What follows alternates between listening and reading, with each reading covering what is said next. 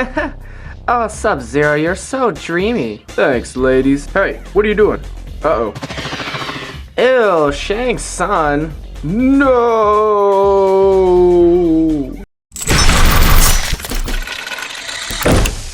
What's up, fellow collectors? Today I'm talking about the Mortal Kombat Infinite Concept Sub-Zero action figure, and this is a really awesome figure, man. I love all these Infinite Concept figures, and even though they're a little bit more old school, these guys came out around 1999-2000 era, these are still awesome figures, man. I'd highly recommend anyone picking them up, you know, just to start out the review.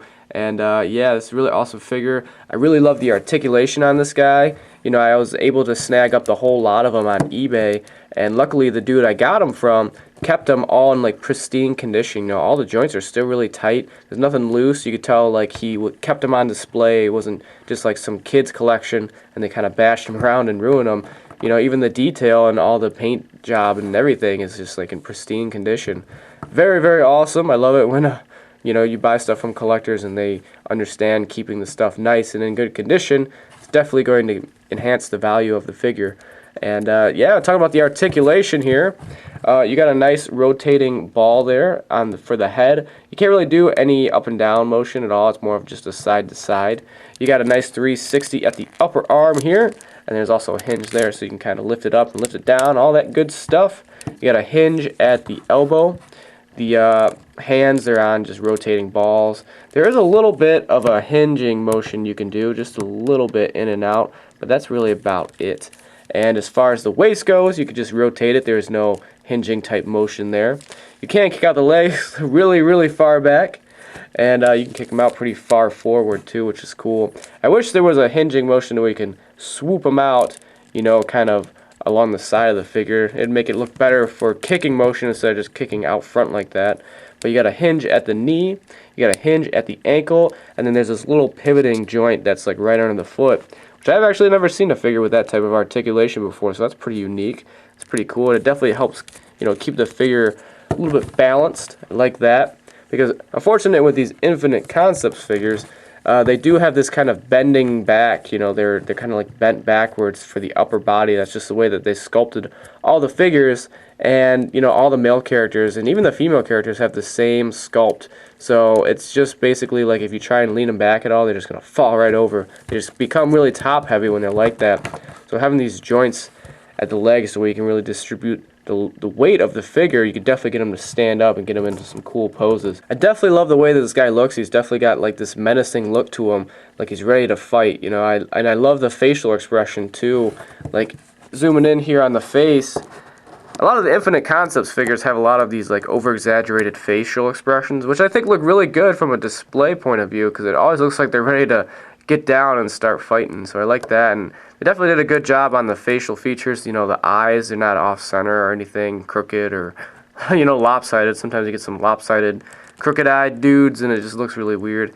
And the eyebrows and the facial mask there, all the slits, looks really good. They did a great job with the sculpt. You can even see where like the ears would be sculpted in there within the ninja mask. I think it looks really good, and I really love the whole suit, you know, his entire suit here, you know, this blue texture, and then you got all this other sculpt in here to make it look like it's wrinkled fabric for the ninja suit. And all you can see, you know, the muscular detailing in the legs and all over the body. I think that looks great. Definitely very Mortal Kombat-esque. The only thing I wish is maybe that they should have painted in these gauntlets here. I think that would have looked better. They had some blue in the gauntlets, kind of like how they do with the shin guards there. Would have just made it stand out a little bit more, but I'm not too bummed about that. Still a great looking figure, and still a very, very awesome figure, and I'm very happy that's part of my collection now. Alright, here's a quick little size comparison that I have between all my Sub-Zero characters. You know, I got a lot of different Sub-Zero figures in my collection, and you know, really Sub-Zero and Scorpion, they're two of my all-time favorite characters within kind of like video game type deals. And you know, I definitely pick up every Scorpion and Sub-Zero figure I can get my hands on. So this is just a variety of the Sub-Zeros that I have, and it looks really cool because you got the 12-inch, you know, Mezco guy way in the back. You got some of the Jaguars figures and the Mezco 6-inch figures, and then you also got some of the Jaguars 3-inch guys down at the bottom. And this guy's really cool because he's right in the middle of all that. He's 8.5 inches tall, So he's right in between, you know, the 12-inch and the 6-inch. And it looks really good. It's a nice, like, stacked up kind of ladder effect that you get with all these different figures. And I love it because, you know, I'm definitely going to create a Scorpion versus Sub-Zero type of display. So I can have all my Sub-Zeros on one side, all my Scorpions on another. It looks like they're all about ready to, you know, go to battle with each other. I think that look really cool. And it definitely looks awesome right now, just seeing all these Sub-Zeros. It's actually the first time I've set up a display with just Sub-Zero only, and I think it looks great. Very, very awesome. And then you got Shredder Sub-Zero over here. But yeah, man, I dig it. I can't wait to show you guys the display I'm making for this. It's going to be really, really awesome. So that's pretty much it, guys. I really dig this Sub-Zero figure, and again, I cannot recommend it enough to pick one of these guys up. If you can find it, if you happen to stumble across one on eBay, you know, any of these secondary markets at a really cheap price. Very unique, very cool figures, especially if you're a fan of the classic designs like I am. Definitely recommend picking them up.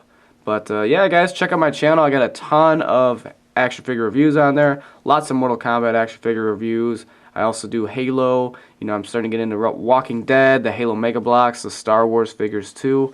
So yeah, check out my channel. I got a ton of figure reviews on there. I also do stop motion in all of my reviews. And yeah, make sure you subscribe because I come out with new videos every week. And I will see you guys all in my next video. Thank you all for watching.